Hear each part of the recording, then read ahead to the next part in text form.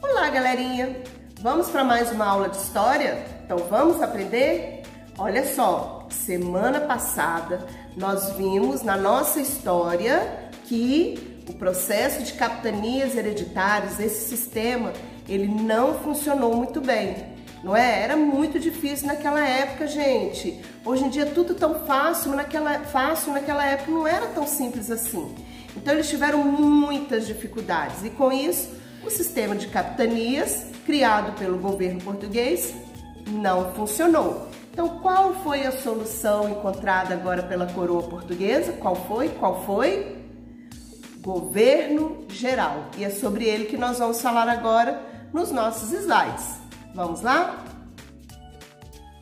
Nós vimos que o sistema de capitanias, ele não teve sucesso imediatamente e inicialmente, principalmente pela reduzida participação da coroa portuguesa na colonização do Brasil. Faltavam investimentos, infraestrutura e segurança em um sistema que os donatários e colonos eles ficavam isolados, era tudo muito longe, tudo muito cheio de mato, então eles ficavam isolados uns dos outros, as capitanias ficavam isoladas e os donatários tinham que dar conta de proteger de ataques indígenas e também de ataques de outros países europeus. Os donatários, eles enfrentavam muitas dificuldades em relação à distância de Portugal, de onde as leis se originavam, ou seja, as leis que vinham para o Brasil vinham de Portugal.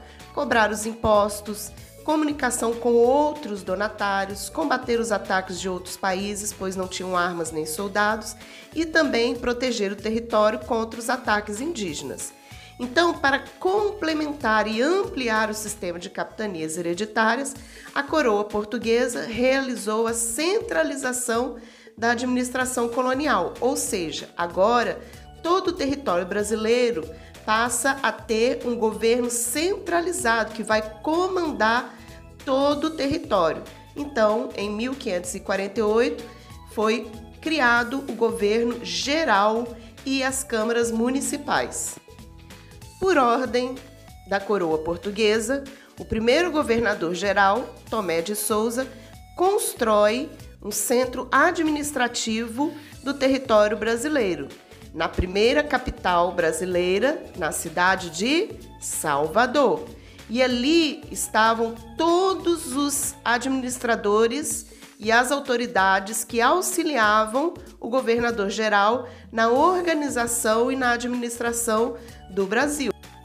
Aqui nós temos um organograma, ou seja, uma organização do governo geral de acordo com o nível de poder.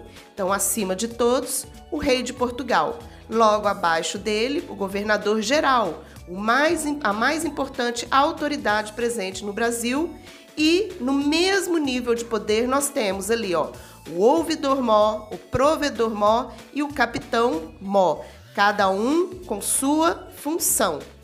O ouvidor-mor era responsável pela justiça e por garantir que os colonos cumprissem as leis feitas por Portugal.